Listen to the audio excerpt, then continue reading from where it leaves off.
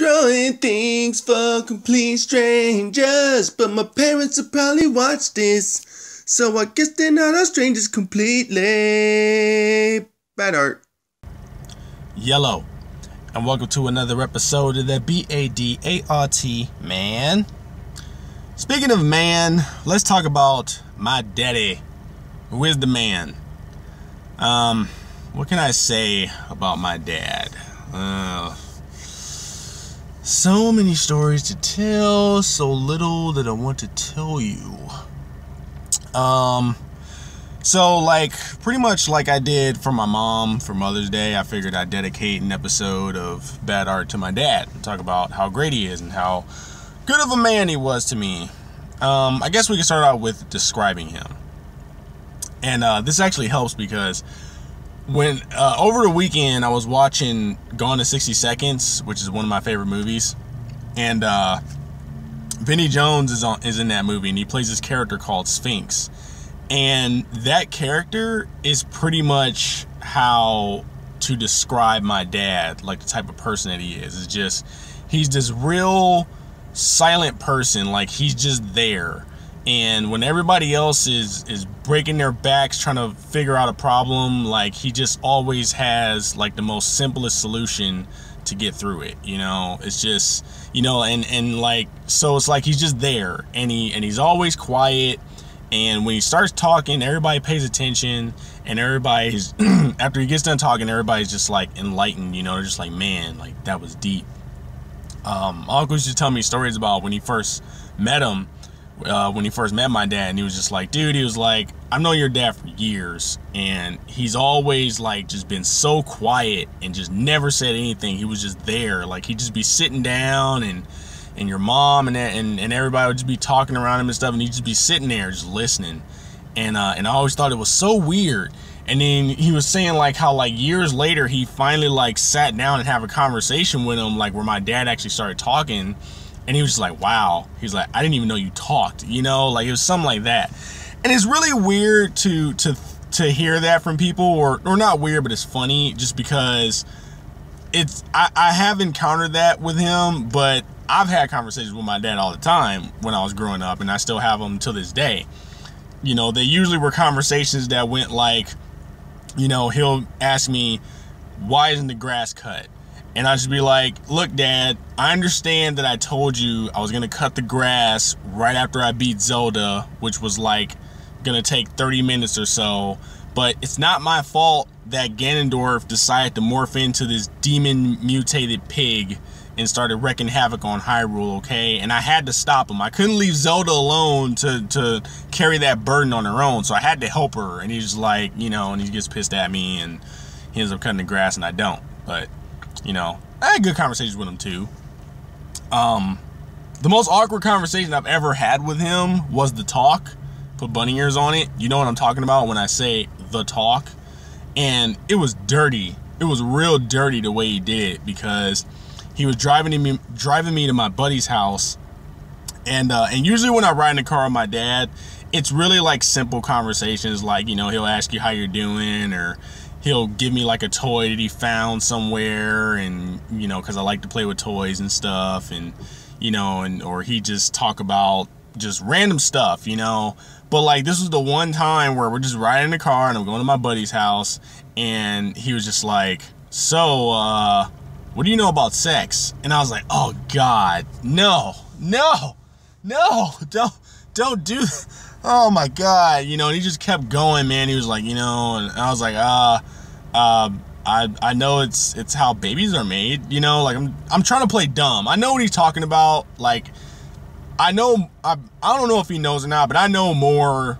Well, not more, but I know what he's talking about, and probably then some, just from all the porn that I've watched, you know, that he's not supposed to know about. So, you know, he's just sitting there like, oh, so do you know about masturbation and what that is? And I was like, oh yeah, you know, Jedi masturbation, that's Qui-Gon Jinn's old master before Count Dooku came and killed him, right? And you know, stuff like that. So he just starts going into it, and I was like, oh my gosh.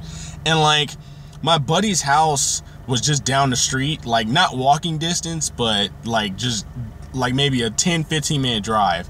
And it just felt like it lasted for hours just because I'm just trying to play dumb and act like I don't know what he's talking about. Like, it just, in my parents' eyes, I just want them to think that I'm just a pure man, you know? Like, I don't know what they're trying to talk to me about, you know what I'm saying? But, like, thinking back to it, I should have just challenged him. I should have been like, yeah, Dad, I know what masturbation is. You know what a Cleveland steamer is? And you know, but he probably would have been, because he's really witty too, he probably would have been quick enough to just come right back and be like, oh, I would hope so, son, because me and your mom invented it. And I was like, oh, God, my innocence. Oh, you know, so. But yeah, he's cool, man. He's always been good. He's always been taking care of his fam, you know, like that was, I guess that was one of his big goals in life, was to just have a family to take care of. And he definitely held up his end of the bargain. And just like, thinking back to it now, I just feel like such a dick for like, because I was one of those kids, man, where like all my friends, they had like Jordans and they had Super Nintendo, Sega Genesis, and Ataris and stuff, you know, and I'm sitting up here like, come on, Dad, like, give me that Super Nintendo, like, Sega Genesis is old, give me the Super Nintendo, Dad, you know, and he's like, no, like, I don't know if you understand or not, but there's like 4 other people that we had before you that we had to take care of as well. So no, we can't get Super Nintendo, you know? I'm in a grocery store and I'm like trying to be slick going into the cereal section, getting Fruit Loops and Kix Berries and stuff and putting them in the cart. And he's like, no, we're getting cornflakes. I was like, oh, cornflakes suck, Dad. There's no color at all. He's like, oh, you cut some strawberries up and put them in there. I was like, oh. But like, you think back to it now, man, and when I go grocery shopping now, I was like, I mean, I still ain't getting no damn cornflakes. Like, screw that. Cornflakes, I am mentally scarred from cornflakes. That's how much cornflakes I ate as a kid. But still, like, when I buy other stuff, it's just like, you know what, Chef Boyardee, I'm just gonna go ahead and get Great Value, okay? Because Great Value is $2 cheaper. So, you know, but he's cool, man. My mom was asking me when I did the Drake picture for her. She was like, oh, you know, you're so talented. Where'd you get your artistic talent from? And I was like, you know what, Mom? I'm pretty sure I got it from Dad. And then she got all offended. She's like, oh, well, how do you know? Like, well, how do you know you didn't get it from me? And I was just like, whatever, okay? Because as far as I remember, I've witnessed that man, like, just be the craftiest person in the world. He was like my MacGyver. I've seen that man take apart a car and put it right back together in days, you know. One time during back when I was in elementary school, I wanted to go as Batman, and I was like telling my mom and stuff, I was like, I want to go as Batman, so let's go to the store and get a Batman costume. And she's like, oh, you know, go ask your dad, maybe he'll take you to go get it, you know. So I go to him and I'm like, Dad, I want to be Batman for Halloween, so can we go to the store and get a Batman costume? And he was just like, I'll tell you what, I'll make you a better Batman costume. And I was like, Dad, I really don't want a better, I mean, whatever. I don't want you to make my costume. I just want to go to the store and get it. It looks better in the store. And he's like, you haven't even seen it. I was like, oh, all right, fine, Dad, fine. Make me a Batman costume, right? And he immediately just jumps up, gets out his little tape measure or ruler or whatever, and just starts wrapping it around my head and stuff, taking my measurements and, like, you know, measuring my body and everything. And he just walks off, right? And for like the next few days, he's just like building something like in the basement. And he's got all these newspapers and stuff. And he's like, you know, doing the whole paper mache thing, right? And he's just molding this thing together. And I was like, what are you doing? And he's like, I'm making you a Batman costume. And I was like, all right. And I just literally watched him do it. Like every day, like I would just go downstairs and you just see how it gets made piece by piece, right? And he eventually, like, when he got done, he, like, literally made me a cowl, like the whole cowl of Batman. And it actually fit over my head. He put a cape on it. He made the little outfit, too, with the bat symbol on it. Like, he made, like, a little embroidered Batman symbol. And I don't even know where that's at. I kind of remember the cowl not making it. Like, it got to the point where it didn't fit my head anymore. So I think I may have, like, crushed it or something. I was a bad kid. But, like, he got done with it, and it was legit. Like, this was straight up, like, cosplay stuff. And this was before cosplay was a huge thing like it is today. And, like, I went to school with it, man, and everybody was like all up on me. They were like, oh man, that's so cool. You're Batman. That was so awesome. Like, who did that? And I was like, my dad did. And they were like, oh man, like I got my Batman costume from the store. Yours looks way better than mine. And I was just looking at stuff and I was like, yes, it does. It does look better than yours. And I was like, thanks, Dad.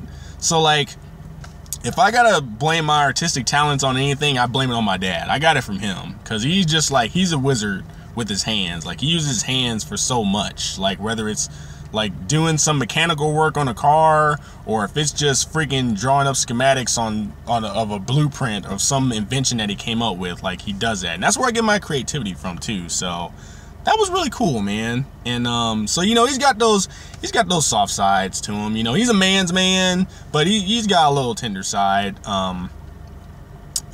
You know, but he was still hard. He was and not hard like bad. It's like when you look back on it now, he made me the man that I am today. Like when I learned to drive a stick, everybody else that I knew, they would go to driving schools, they get their permit, they get their license, and like the next day, like their parents got them a car and they're driving around on their own, right? So I thought I could do the same thing. You know, I go to school, I get my permit, I get my license, and I'm like, all right, Dad, give me the keys to the whip so I can start driving my friends around and driving myself around, right? And he was like, no. You ain't driving any car until you learn how to drive a stick shift, a manual transmission, right? And I was just like, oh. Now, don't get me wrong. Manual, like driving around a stick shift, it looks really cool in the movies and in real life when you see people do it. But when you actually got to sit down and do it and learn that stuff, it's a pain in the ass. And I had to do that. Like my brother took me out every night to learn how to drive a stick, right? And it took me like an entire week to try and get it down, and I eventually got it. So like, you know, I was driving the car around, I got the whole shifting right, I got the timing down and everything. So I went home, went straight up to my dad. He's like sitting down watching the news like he always does, and when he's not working. And I was like, all right, Dad, I know how to drive a stick. Give me the keys to the car, right? And he was like, and he was like, it was straight up like a scene out of The Matrix where Neo goes up to Morpheus and he's like, I know Kung Fu. And Morpheus is like, show me. Like, it was like that. I was like, all right, Dad, I know how to drive a stick. Let's do this. And he was just like, show me, right? So that very night, we get into the car and I start driving around town, right? And he's like directing me around. And let me just go ahead and do a side note here. This was during the winter time. This was when snow and ice and slush and stuff is on the road, right? So like, we're driving around and I'm going through the gears and stuff, and I'm going fast and I'm going slow, and he's like, okay, like downshift and do this and do that, and he's showing me all these tricks how you don't always need to start in gear 1, you can start in gear 2, right? So he's like showing me all this stuff, and as he's doing this, he's like telling me where to go. He's like, turn left up here, you know, keep going straight, turn left up there, you know, like doing all that, right? And eventually I start paying attention to where the hell we're going, and I'm realizing that we're going to like the north, not, well, what was it, like south, like the southeast part of Milwaukee, right? And this is like around downtown area where there's like a lot of hills and inclines. And I'm like, oh shit, what is he doing? And we go into this neighborhood and we're on a hill, and I'm just like going up the hill and stuff, and he's just looking outside the car and stuff, and he's just like, right there. And I was like, what do you mean right there? What's right there? What's over there? What are we doing? And he was like, I want you to parallel park this car in that spot right there. And I was just like, are you kidding me, Dad? There's snow on the ground. It's slippery, okay? I'm gonna hit something. He was like, parallel park this car in that spot right now, or we're going home. And I was like, God damn it. So like, I started doing it, and I did it like real half-assed too, you know, like I wasn't even putting the car in reverse. I literally just like went up the hill a little ways and then like just hit the clutch to like keep the car in neutral and just like dead rolled the car, like parallel parking it in between the cars, right? I barely got it. And I was like, ha, there you go, right? And he was just like, all right, now get us out. And I was like, oh my God. And when you're on the incline, basically what you gotta do is you gotta like lift off of the clutch and like hit the accelerator like at the right moment so the gears catch so the car can start moving, right? So I'm like trying to do that, dude, and the car keeps stalling. You know, it's juddering like when I'm just starting to get it, but then it just stalls and shuts down. And I was like, oh my God. And as I'm doing this, the car just slowly starts rolling back into the car behind us. And I was just like, Dad, I'm gonna hit the car behind us. I can't do this, you know? And this is a really big deal because my parents have taught all their kids that, like, we can't use the word can't. So it was a really big deal for me to be like, dude, I can't do this. Like, I'm gonna hit a car and I'm gonna freak out, so help me. And he like just got out the car, we switched seats, and he just like rolled out of spot like it was nothing. And I was like, but Dad, this proves nothing. I can drive, I can do everything else. I did all the shifting, I did the downshift, I did all this crap. Like, you're gonna scold me just because I can't get the parallel parking on the hill? Like, how many times am I gonna park on the hill? And he was like, okay, well, what happens when you're on an incline in a red light? What are you gonna do? You're gonna call me from the house to come and get you while you're holding up traffic? And I was like, ah, he's right. And that always happens. Is like he just lays down the law and he's right. You know, it's just like when I work like shit jobs. Like, the job I work is not great, but the one that I had before, the one I have now, was even worse. Worse to the point where I actually was getting ready to quit. I was gonna go in the next day and quit that job because I was so fed up with it and how they were screwing me over, right? And so like I had a shitty day at work. I go home and like, since my parents have ESP or something, they like call me up and they're like, hey, you know, what's going on? You know, it's my mom on the phone. She's like, hey, what's going on? How you doing? I'm like, I'm not doing good, Mom. I'm pissed off. It's like, job is screwing me over. They're raping me big time, and I can't take this anymore. They ain't paying me enough for this bull crap. I'm going in tomorrow and I'm quitting that job first thing, right?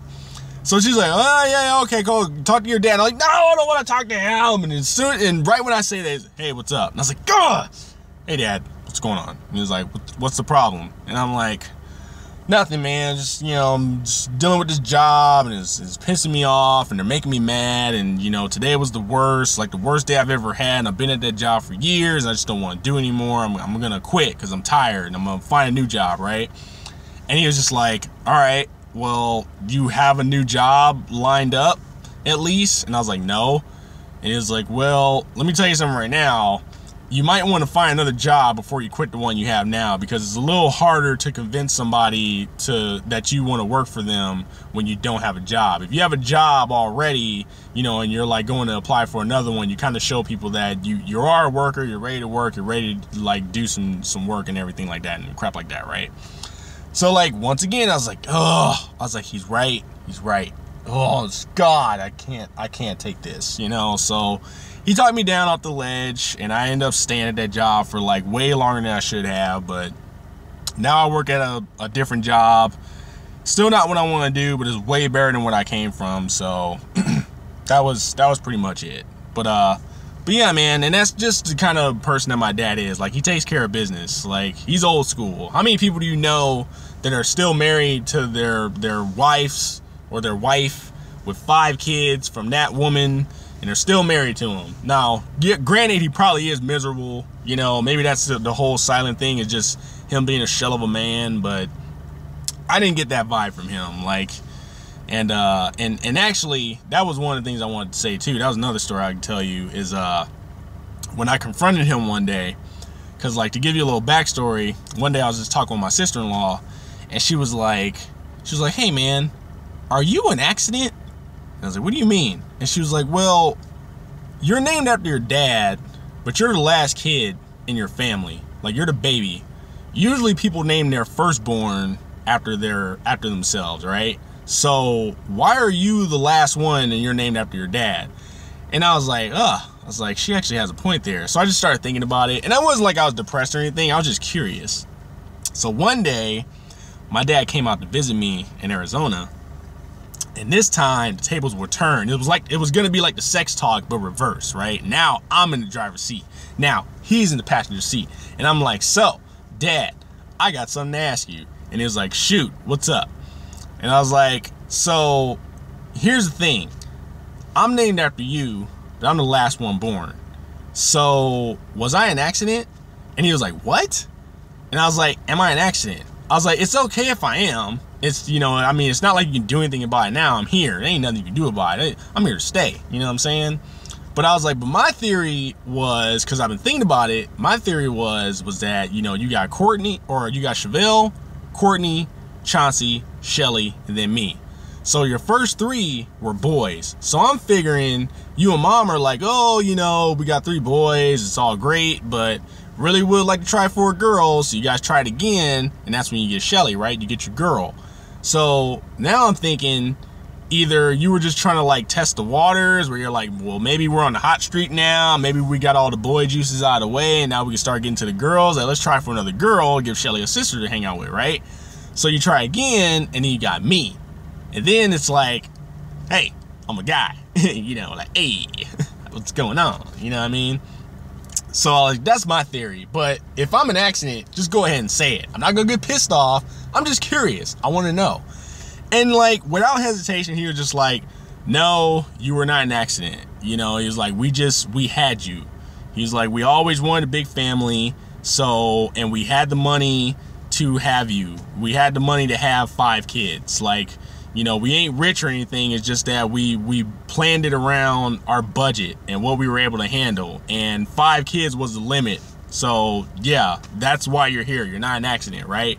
And he was real cool about it. He wasn't offended. Cause like I asked my mom one day too. I was just like, Mom, was I an accident? And you know, she's all like, oh, how could you say that? No, we love you. We never not want to have you. Oh, we love all our kids equally. No one, you know, no one's left out. You know, she's doing stuff like that. But my dad was like real cool about it. He's just like, nah, dude. He's like, you weren't an accident. We had you. You know. And I mean, it's kind of weird, but I mean, I need to ask him again about it because it's still kind of weird that I'm named after him and I'm the last one, because that makes sense too. It's like usually just like your firstborn or whatever that you name after yourself. But I just go ahead and chalk it up to me being the chosen one, apparently, because you know everybody else got their unique names and stuff and they had to mess around with the laws of spelling to get their names. But it's me, I am the pride and joy of the family, whether they want to admit it or not. So yeah. So, you know, I got a lot of weight on my shoulders because I got a lot to live up to with that man. And it's hard. It's very hard. And it's even harder, it's even more hard when you're a kid and you got the same name as your dad, because then you got mail coming to the house, and just because you didn't put a stank Roman numeral 2 at the end of your name, he ends up getting it and opening the mail. I can't have that. Can't be having that stuff, because what if some porn comes to the mail, which I did have coming to me. Last thing I need is him opening up the mail talking about, what is this big wet asses that you got coming in the mail? Like, thanks for the gift, son. It's like, no, that's not for you, Dad. It's for me. Give me my asses back, you know? So, but yeah, but that was the kind of stuff that I had to run into, where it was like, I'd be like waiting for mail to come in, like a gaming magazine or something. And like, it would take like months. And I'm like, did any mail come for me? And then you like look in his pile of mail that he has, and it's like, there's my gaming magazine. I'm like, why do you have my gaming magazine? And he's just like, because it has my name on it. And I was like, no, it has my name on it. He's like, really? Because last time I checked, I'm Charles L. Harris. You're not Charles L. Harris. You're Charles L. Harris II. And I was like, God damn it. You're really gonna give me crap for not having a Roman numeral 2 at the end of my name. You don't even like games. Why would you have a gaming magazine? Why would you think this is yours? It's like, I don't, because my name is on it. But, you know, whatever. I gave him just as many headaches as he gave me, because, you know, he likes to go out fishing and going outdoors and camping and stuff. I can't stand that crap. There's so many bugs around, and you got the worms squiggling all over the place, and you put them on the hook and they're squirming even more because they're in such pain and agony. And you know, you look at the maggots, and I got that supervision where I can see like every detail of the maggot that I'm putting on the hook, and I was like, oh, I can't handle this. And then I put the line into the water, and I bring the fish up, and it's like, yeah, great, you caught a fish, but now you gotta take it off the hook, and you gotta grab the fish by the side, and the gills are sticking you in the hand, and it's all slimy, and it's wiggling around everywhere, and it's making me go crazy, and I can't take it. I gotta have somebody to do it. So I can't stand that stuff. So now that I'm a grown-ass man, and I actually have the choice not to do that, and because I live halfway across the country, so they can't really force me to go on those trips with him anymore, I'm happy. But, you know, I guess I got my payback with him as well, because I had to drag him out to the movies, because he don't like going to movies and stuff. That's one of the things that we got in common too, is like, we don't like going out in like public and everything. Like, if there's a whole crowd of people, we don't want anything to do with it. But I make an exception for movies, and even that's kind of waning nowadays, just because there's a lot of assholes in movie theaters when I go. So like, but yeah, I used to drag him to so many movies with me, and it was bad too, dude. Like, he took me to see Mortal Kombat, which I thought was good, but he didn't like it, of course. He took me to see the Pokemon movie. What else did he take me to see? Street Fighter, Mission Impossible, and I still tell him to this day, I'm like, you know what?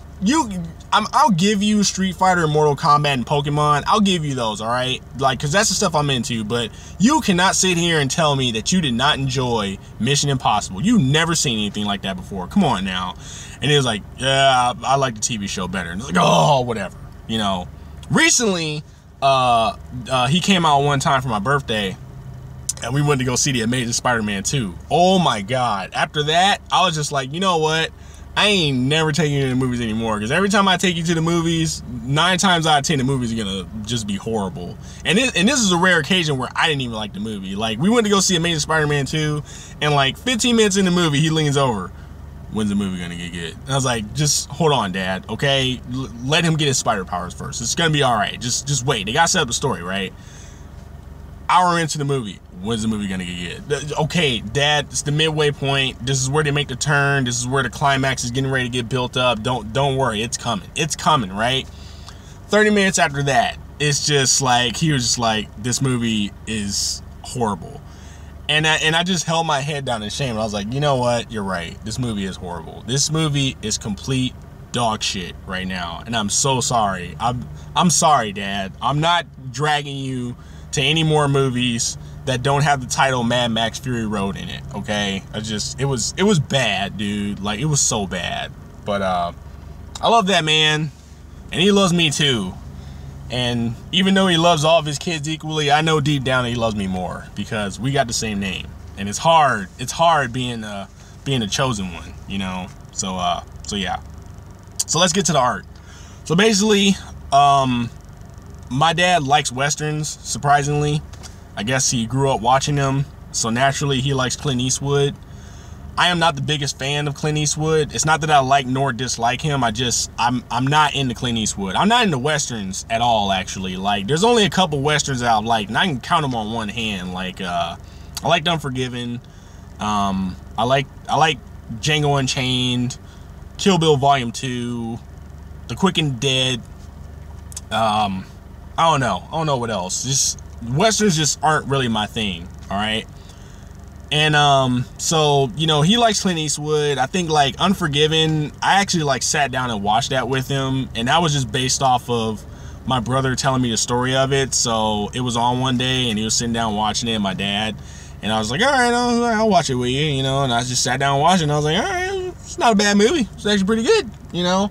And it's not like I hate Clint Eastwood. I'll watch movies with him in it. Like, I like Space Cowboys. I like $1 Million Baby, you know. And it's not even the fact that he like directed most of that stuff. It's just that I thought the movie was good, you know.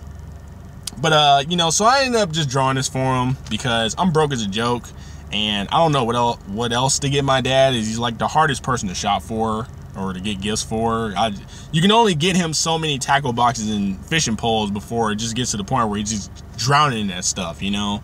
So I ended up drawing this. Well, not even drawing, I speckled it. I dotted it. If you look, I'm actually like dotting the details. I'm dotting the picture out like it's little dots. I learned this technique back in high school, and this is like the first time I've used it since, so I had to like practice a lot before I actually like full-blown did it, and it still didn't really come out that well for me. Like, once again, you know, like I told you with the Drake picture, I suck at trying to draw realistic things. It's so hard with all the details, and you add in the speckling. Like, it got to the point where I ran out of ink. Like, you know, that. So if you think like the shadows aren't dark enough, it's mainly because I was up till like 3 in the morning doing this, and I pretty much got to the point where I was running out of ink to where the specks were barely showing up. And I was like, well, you know what, this is pretty much done, you know. So sorry about that, but I still hope that he can tell that it's Clint Eastwood. I mean, he's a little fat in the face. You know, Clint Eastwood has a more skinny, slim-looking face. But hopefully he likes it. You know, he's not as he's not as accepting as my mom is with my work. Like my mom, you know, like I said, you can scribble something on a paper. She'd be like, oh, it's so great, it's so great, it's the best thing ever, it's so abstract, you know. But like my dad, I'll draw some stuff. I was drawing stuff for him like ages ago, and like you could just tell like that he was just like, yeah, it's great, good job, you know. So, you know, he do stuff like that, but it's cool. So hopefully he likes this. Hopefully, like, one day they go and take the Drake picture and the Clint Eastwood picture and they get them framed and they put them around the house and stuff and they put them next to each other and you can be like, hey, Dad, I drew this for you, you know? So, anyway, that's going to be about it. I rambled on long enough. You guys know too much about my dad now, so enjoy that. Enjoy knowing that my dad's the man and that he's up on that upper echelon with all the other cool dads in the world. So I'm happy about that. So I love you, Dad. It's after Sunday, you know, so it's no longer Father's Day, but happy Father's Day to you anyway, because you're the best, Dad. I love you. Hope all is well.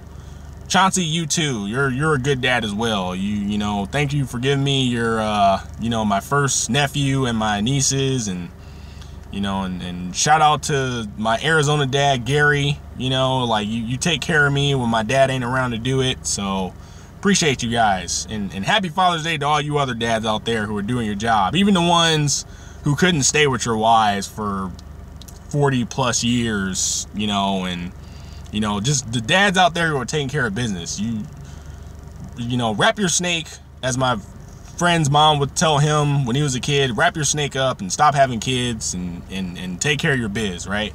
So, yeah. You guys know where to find me. At the Chewels on Twitter, TheeChewels. Hit me up on Instagram or Twitter with your bad art intros, and I'll pick one day and try and figure out what the best one is, and I'll have it intro the bad art video. Put a hashtag bad art intro. Hopefully that works. And that's gonna be about it. So I'll talk to you guys later.